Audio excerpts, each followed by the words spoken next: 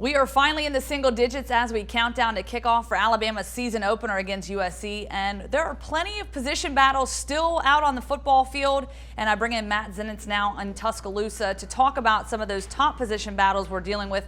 And it all starts with the quarterbacks. Yep, and a competition for the starting quarterback job that looks like it remains ongoing. Nick Saban, when he was asked about the quarterbacks on Saturday, said that all three quarterbacks that have been in the mix for the job throughout the course of fall camp are still in the mix for the job right now. Jalen Hurts, the freshman, has done a lot of good things during fall camp, during the two scrimmages, has probably had the most standout moments among the quarterbacks, but at the same time is probably the biggest work in progress among the three quarterbacks in terms of grasping the playbook and executing plays the way that the coaches want them executed. Now, when you look at the wide receivers, the 1 and 2, you have your superstar in Calvin Ridley, and then, of course, Ardarius Stewart. But what about that number 3 position? Yeah, Calvin and Ardarius are essentially locked in as starters right now. And I honestly, regardless of who ends up being the third guy, the third starter among that group, I think you'll see all three of those guys play a significant role during the course of the season.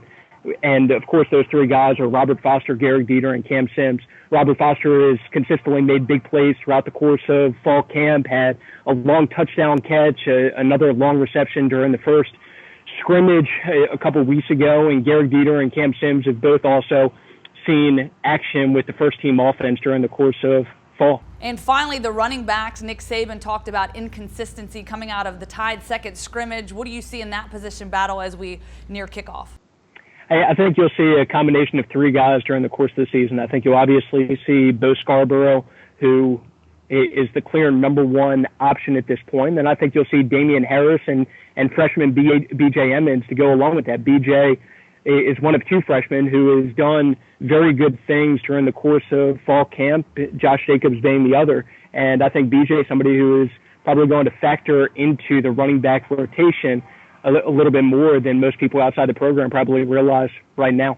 All right, Matt, thank you so much. Great insight there. And for all your Alabama fall camp updates, go to AL.com.